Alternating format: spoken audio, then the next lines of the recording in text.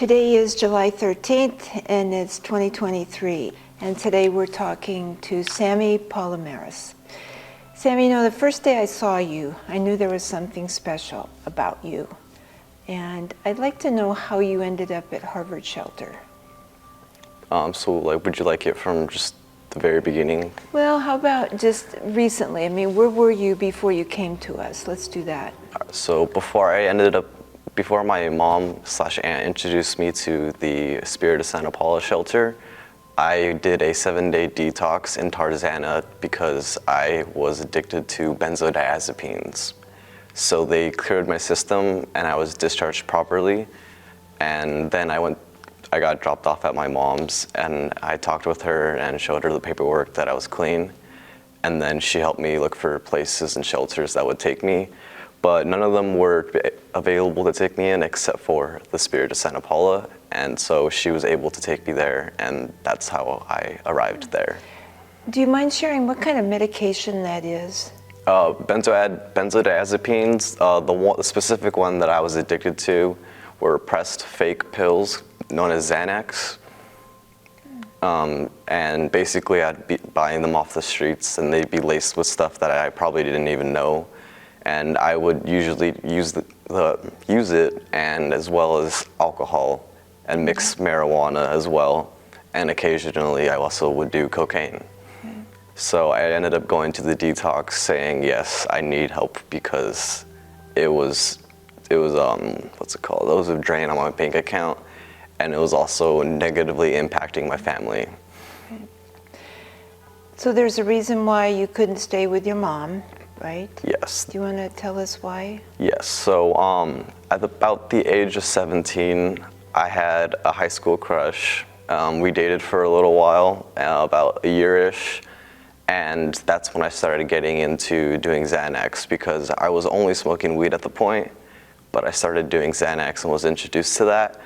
And I ended up getting left by my girlfriend because of that. And I ended up in my room getting too messed up on Xanax and alcohol. I ended up walking over to my mom's kitchen. I picked up a chef's knife, went back to my room, and I just stuck it into my stomach.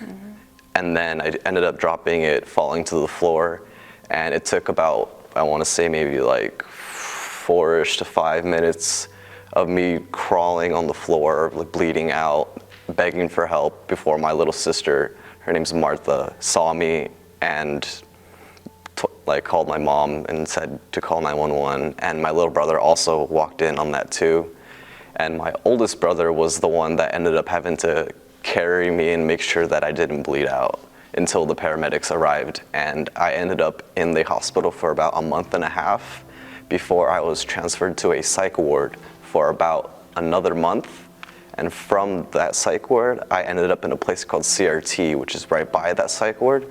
And that is where they helped me get back up on my feet. And from there, I went to a foster transitional home. And how old were you then, 17? At that time, I was about 17, about to turn 18. So was that event the result of the girlfriend or a combination of the pills and the alcohol and the drugs and everything? It was a combination of the drugs and alcohol and everything, as well as maybe a tiny bit to do with my girlfriend, but also a little bit before that incident happened, I was actually diagnosed with bipolar type 2, as well as anxiety and depression. And I was barely starting therapy and getting psychiatric help for medications. So I was not stable because I was taking the medications they would give me. I didn't know if they worked or not because I'd also be mixing it with street pills and alcohol. The goal of that was what? The goal that I was trying to do was just forget about everything and just basically get through the whole day without thinking about basically her. Her name was Alana. I just didn't want to think about it. I didn't want to realize that I could have still been in a relationship with her if I just did not touch those pills. And that is a pretty deep regret that I have. But I've learned, and now I'm I moved on, and now I'm a lot better. I have a girlfriend now, and she loves me, and try to stay clean now.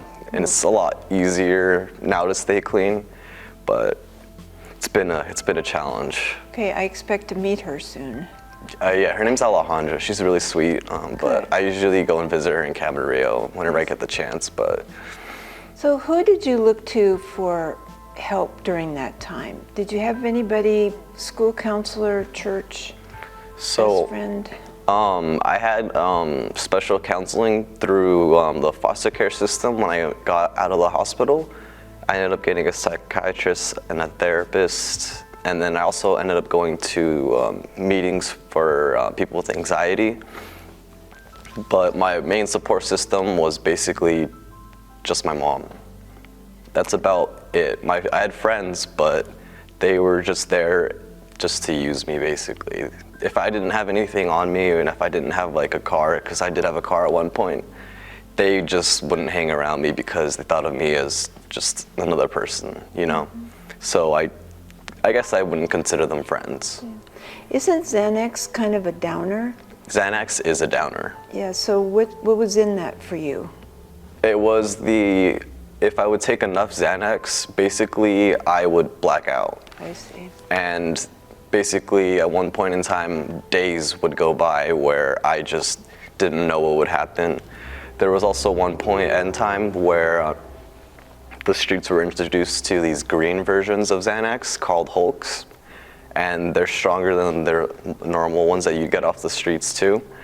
And I ended up blacking out for about 4 days, and I woke up at the Ventura Pier with tears in my pants, nothing in my pockets, and all my pockets were just churned inside out, and I had my shirt torn.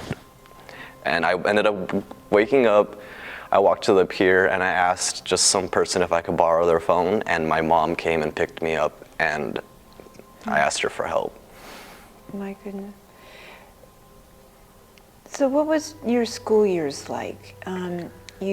This all started when you were like 17, so you managed somehow the first 16 years? So my mom actually raised me really well. She raised me with good intentions, hardcore Christian, church every Sunday. I ended up stopped going to church every Sunday when I turned about 16 because my mom sent me to a military academy called Grizzly Youth Academy, and I graduated high school with a California high school proficiency exam at 16.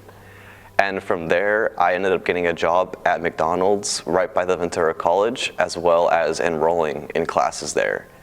And then I got introduced to cocaine, and I got reintroduced to Xanax, and it went downhill again from there. So who introduced you? How does that happen?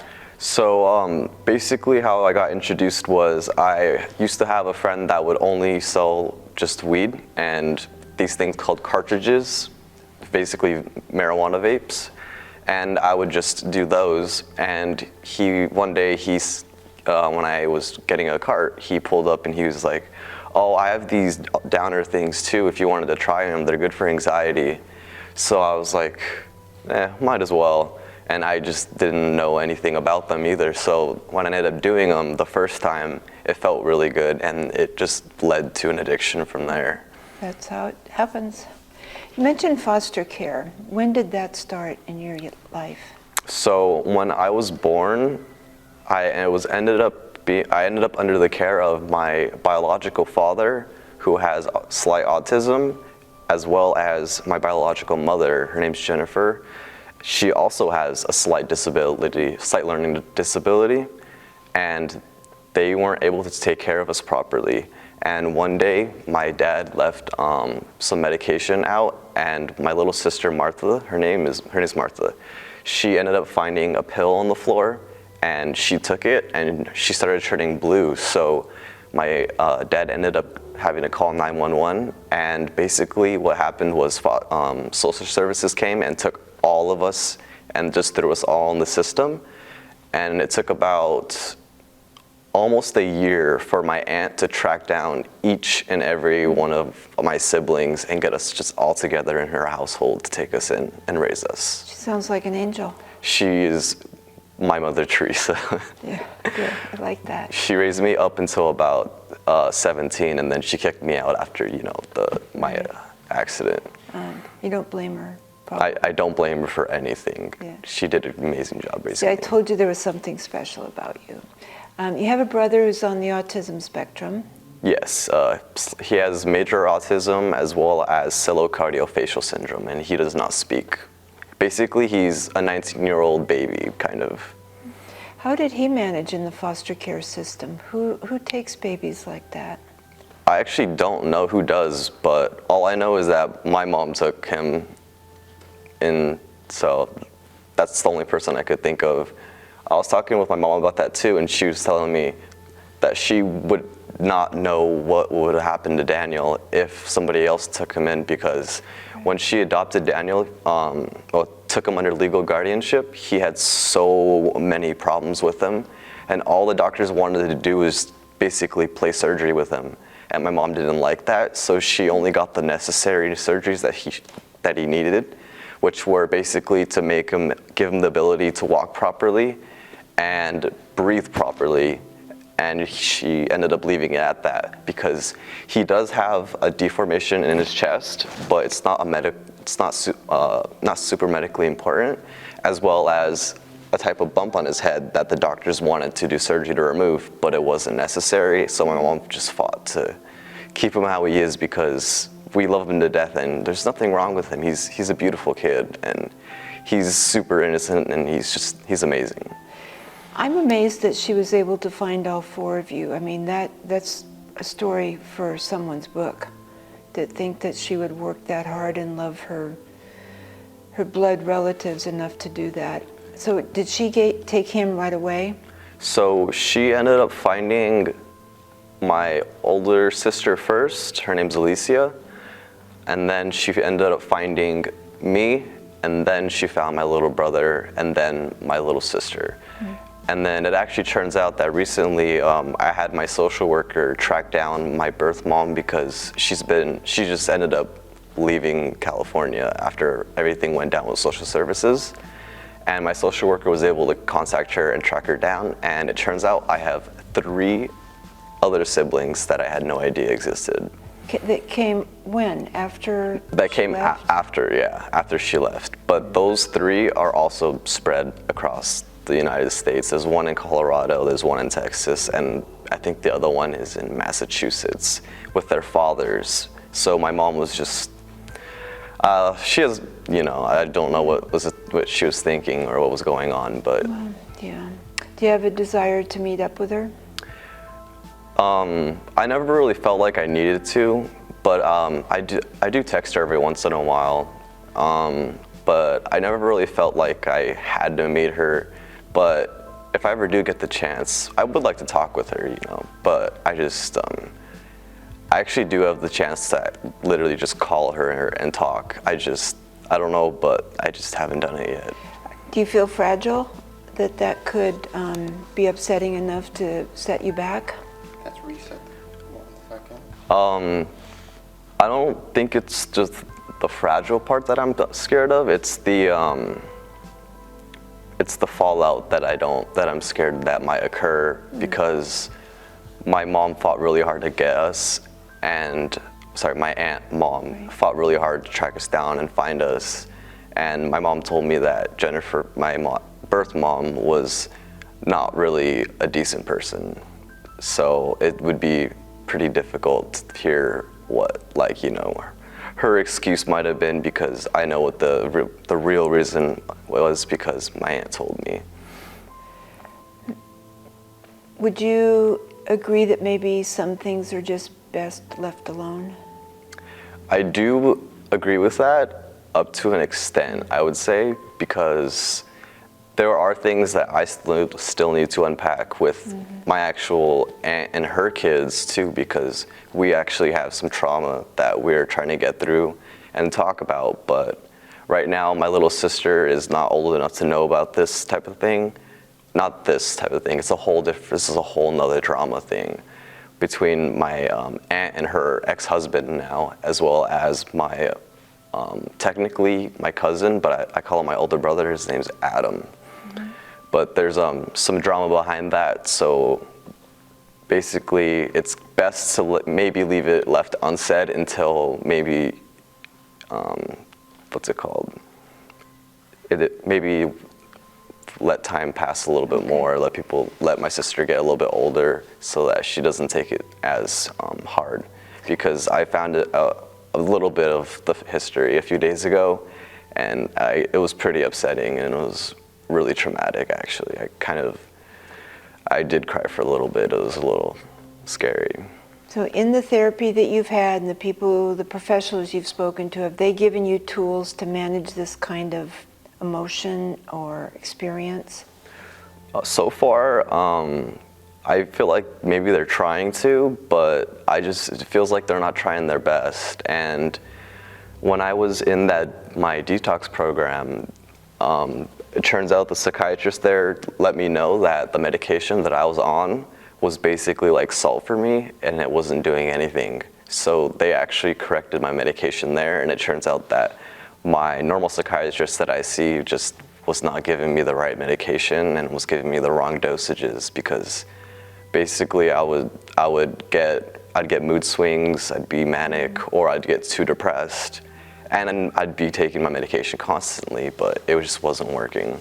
Do you feel like now that you're at the shelter, you've found some stability and people who care about you and kind of are going to walk with you, so you don't feel alone or abandoned? Or Yeah, actually, I'm really good friends with the bulky black dude. His name's Joseph.